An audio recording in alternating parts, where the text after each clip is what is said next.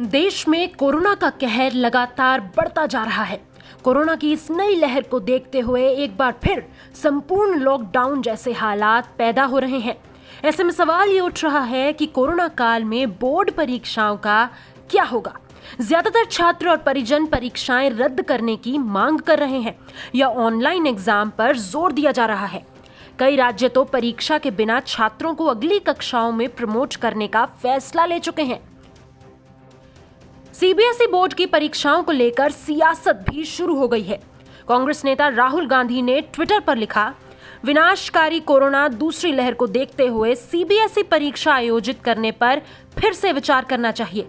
बड़ा फैसला लेने से पहले सभी से परामर्श लिया जाना चाहिए। भारत के युवाओं के भविष्य के साथ खेलना भारत सरकार के लिए कितना मायने रखता है।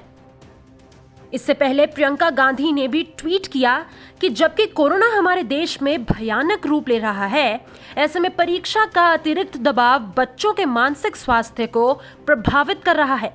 हमारी शिक्षा प्रणाली को अपने दृष्टिकोण में बदलाव करने की जरूरत है और केवल अपने कॉन्क्लेव और कॉन्फ्रेंस में बात करने के बजाय वास्तव में बच्चों के प्रति संवेदनशीलता दिखाने की जरूरत है।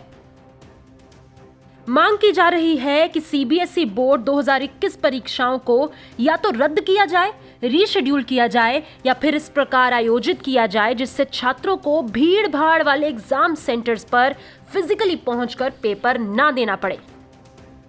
अब हम आपको उन राज्यों के बारे में बताने जा रहे हैं जो परीक्षा के बिना छोटी कक्षाओं के छात्रों को अगली कक्षाओं में प्रमोट करने का फैसला ले चुके हैं। महाराष्ट्र में कोरोना का कहर सबसे ज्यादा है।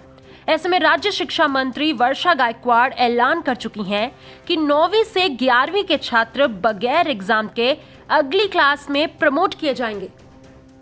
यूपी की योगी सरकार ने भी इस साल भी सरकारी स्कूल में पढ़ने वाले 8वीं तक के बच्चों को बिना परीक्षा के ही अगली क्लास में प्रमोट करने का फैसला लिया है। बाकी कक्षाओं की परीक्षाओं के बारे में मंथन किया जा रहा है।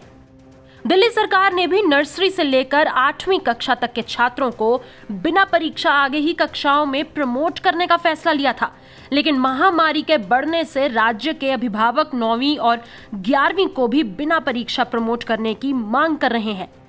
वहीं तमिलनाडु सरकार ने 1 महीने पहले ही ये फैसला ले लिया था कि राज्य में 9वीं, 10वीं और 11वीं कक्षा के छात्र बिना परीक्षा के पास होंगे।